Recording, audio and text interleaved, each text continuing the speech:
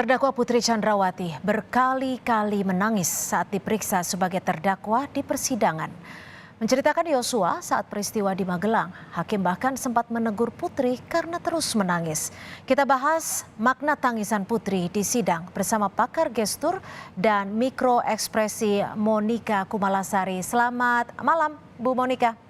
Halo, selamat petang Mbak Cynthia. Ya, Bu Monika, selama persidangan ada banyak kali Putri Chandrawati menangis saat memberikan keterangannya. Tapi sebelum kita bahas, kita simak dulu cuplikannya. Baik. Ia membuka mata saya. Saya menangis. Lalu Susi berteriak, Om Kuat, tolong ibu. Lalu Kuat naik ke atas, memegang kaki kiri saya dan menangis.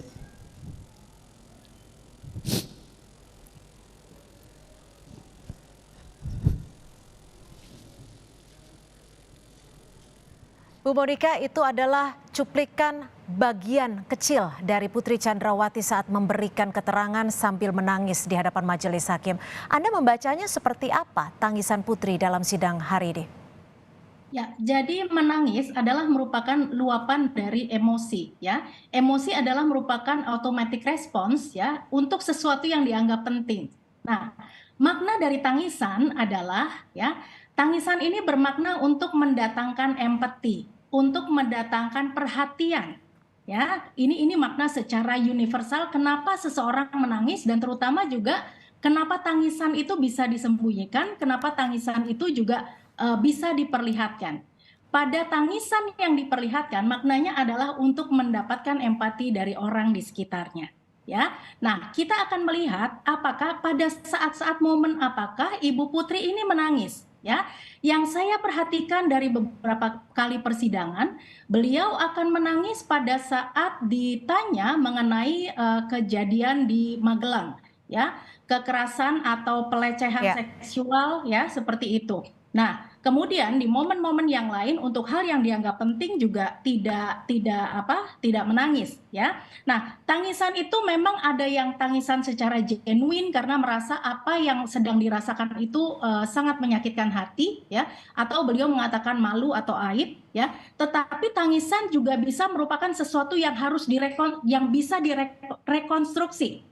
Nah, ketika seseorang berada di satu persidangan pastinya juga tidak menyangka, ya, bahwa kondisinya menjadi sedemikian genting pada saat ini, terutama di momen-momen akhir sidang ini, ya, maka dengan sangat mudah, ya, seseorang kalau ingin dibawa kepada suasana untuk menangis itu, maka akan mudah untuk mengeluarkan emosi tersebut. Ya, Gitu, Bu ya. Monika, ini kan Tetapi di sini ada ya, Bu Monika, tapi kan dalam persidangan kali ini hakim juga beberapa kali menemukan ada ketidakkonsistenan dari pernyataan ataupun keterangan Putri. Apakah empati yang Anda sebut tadi ini bisa terbentuk namun tidak mempengaruhi penilaian hakim? benar sekali bahwa empati ditujukan untuk mendapatkan perhatian dan ternyata hakim juga tidak tertrigger dengan upaya untuk berempati. Memang berempati hakimnya, tetapi untuk menanyakan apakah Anda masih bisa melanjutkan persidangan ini dan sebagainya, ya. Karena apa? Hakim juga akhirnya mengubah verbal style-nya ketika biasanya mengatakan saudari atau terdakwa kemudian menjadi kamu, ya. Kamu adalah hubungan yang ada gap antara penanya dan juga yang ditanya, gitu ya. Nah, kemudian juga kalau kita melihat ada ketidakkonsistenan, ya, ketika PC mengatakan bahwa masih trauma, bahkan meminta kepada publik dan khalayak untuk ikut merasakan apa yang sedang dirasakan. Artinya kalau merasakan trauma, ya, bahkan seseorang mungkin tidak bisa lagi menyebut dengan kata Dek Yosua. Dan ini yang selalu Putri juga masih menyampaikan Yesua biasanya ketika seseorang berada dalam situasi yang masih emosional, maka panggilan kepada seseorang pasti akan berubah. Akan Apalagi berubah. orang tersebut sudah ya, entah hanya namanya atau bahasa kasar lainnya yang bisa muncul. Ya, dalam keterangannya Putri juga menyebut bahwa ia sempat bertemu dengan Yosua lagi untuk meminta dirinya keluar atau resign. Apakah dari sisi gestur atau mikroekspresi saat memberikan keterangan ini memang betul genuine atau seperti apa? Kalau kita lihat dari awal sampai dengan akhir, kita mendapati bahwa ekspresi yang keluar dari baseline-nya, ya. Jadi kalau baseline-nya ini adalah apa yang disampaikan oleh Ibu Putri ini ya seperti sedang menceritakan sesuatu, sedang menceritakan suatu cerita.